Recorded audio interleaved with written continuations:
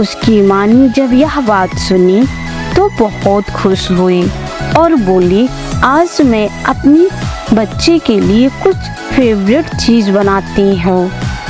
यह इतना खुश हुई चिड़िया सुन के कि वो तुरंत जाके उसके लिए समोसे बनाना चालू कर दी।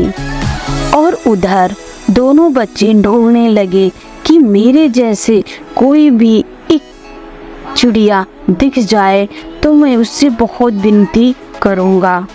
फिर वह बच्चे अपने जैसे कुछ मिलते जुलते एक चिड़िया से निवेदन किया और वह चिड़िया राजी तो हो गई, लेकिन उसने बोला कि मैं भी अपने बच्चे के बिना नहीं रह सकती।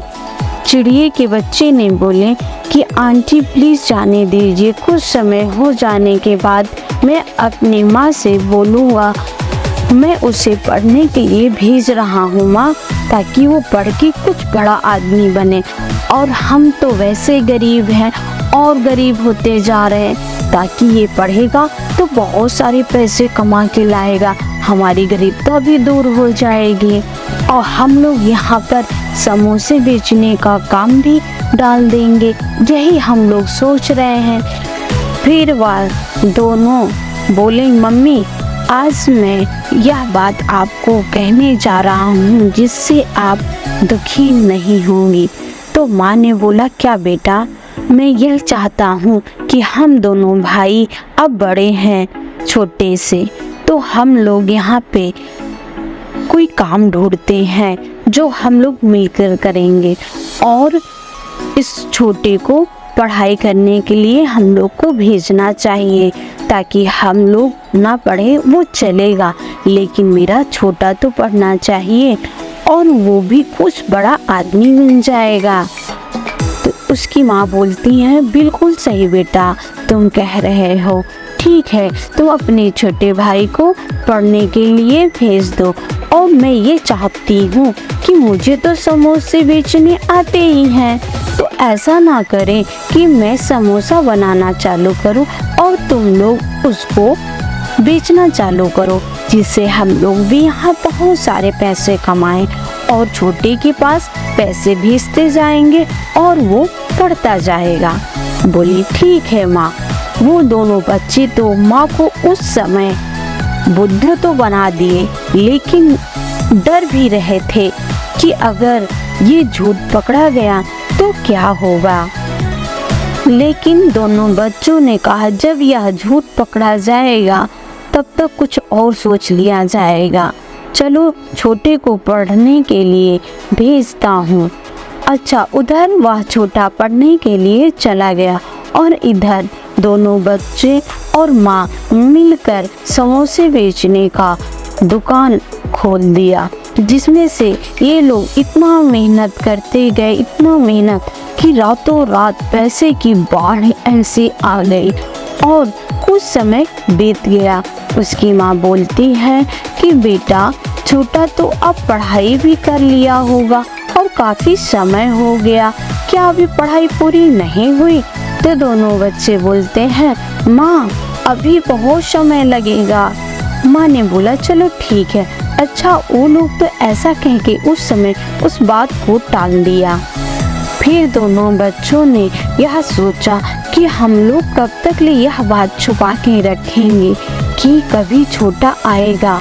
दोनों सोच रहे थे कि कोई आइडिया तो निकालना ही पड़ेगा, नहीं तो हम कब तक माँ से झूठ बोलेंगे। तो उसमें से एक चिड़िया बोलता है कि चलो भाई हम लोग फिर से उन्हीं के पास चलते हैं, नहीं तो हम लोग कुछ नहीं कर सकते। वो आंटी हम लोग की बहुत मदद की हैं, फिर से कोई आइडिया ज़रूर निकालेंगे। तो उसमें से एक भाई लेकर समोसा आता है उस चिड़िया के पास, जो उसका काम था घर में साफ सफाई करते हर एक इंसान की, क्योंकि उसको भी तो अपने बच्चे को पालना था। अच्छा, वो दोनों भाई समोसे लेके आए। तो दोस्तों, ये थी सिर्फ एक आधी कहानी। अगर आप इसके आगे की कहानी को जानना चाहते हैं तो इस वीडियो पर 100 लाइक कर दीजिए। और नीचे कमेंट में लिख दीजिए पार्ट 2। हम पार्ट 2 लाने की भी पूरी कोशिश करेंगे। फायदा उठाना चाहता था। एक दिन राम जंगल से लौट रहा था। रास्ते में उसे एक बूढ़ी औरत मिली। वह थकी हुई दिख रही थी और उसका सामान जमीन पर गिर गया था। राम ने बूढ़ी औरत को देखा और सोचा, यह तो मेरा मौका है, मैं उसकी मदद कर सकता हूँ और बदले में उससे कुछ भी ले सकता हूँ। राम बूढ़ी औरत के पास गया और पूछा, आप ठीक हैं? क्या मैं आपकी मदद कर सकता हूँ? बूढ़ी औरत ने कहा, बेटा, आपकी बहुत मेहरबानी होगी। मेरा सामान जमीन पर गिर गया है, क्या तुम इसे उठाने में मेरी मदद करोगे? राम ने झट से कहा, जरूर। आप कहाँ जा रही हैं? बूढ़ी औरत ने जवाब दिया, मैं गांव के बाहर अपने खेत जा रही हूँ। राम ने सोचा, खेत के पास कोई खजाना होगा। राम ने बूढ़ी औरत की मदद से उसका सामान उठाया और वे दोनों साथ चलने लगे। रास्ते में राम बूढ़ी औरत से तरह तरह के सवाल पूछने लगा। वह जानना चाहता था कि उसके खेत में क्या है और क्या वह अकेली रहती है। बूढ़ी औरत राम के सवालों का सरलता से जवाब देती रही। उसने बताया कि उसके खेत में सब्जियां उगाती है और वह अपने पोते के साथ रहती है। जब वे खेत के पास पहुँचे तो राम बहुत निराश हुआ। खेत में सिर्फ हरी सब्जियां ही दिखाई दे रही थीं। कोई खजाना नहीं था। राम ने बूढ़ी औरत से पूछा, आपके खेत में तो कुछ खास नहीं है। बूढ़ी औरत मुस्कुराई और बोली, बेटा, मेरा खजाना मेरी मेहनत और ईमानदारी से उगाई हुई ये सब्जियां हैं। ईमानदारी से कमाए हुए धन से बड़ा कोई खजाना नहीं होता। राम को शर्मिंदगी महसूस हुई। उसे एहसास हुआ कि वह कितना लालची था। उसने बूढ़ी औरत को धोखा देने की कोशिश की थी। राम ने माफी मांगी और कहा, आप बिल्कुल सही कह रही हैं, मुझे अपनी गलती का एहसास हुआ है। बूढ़ी औरत ने राम को माफ कर दिया और उसे समझाया कि ईमानदारी का रास्ता ही सही रास्ता है। उसने यह भी कहा कि मेहनत करके कमाए हुए धन में सबसे ज्यादा खुशी मिलती है। राम उस दिन एक नया सबक सीखकर घर वापस आ गया। उसने ईमानदारी से जीने और मेहनत करने का वादा किया। राम ने गांव में भी ईमानदारी का महत्व बताया। धीरे धीरे गांव में चोरी और धोखाधड़ी कम होने लगी। सीख, इस कहानी से हमें यह सीख मिलती है कि ईमानदारी सबसे बड़ा धन है। हमें हमेशा ईमानदारी का रास्ता चुनना चाहिए और मेहनत करके अपना जीवन बनाना चाहिए। किसी को धोखा देने की कोशिश करना कभी भी फायदेमंद नहीं होता।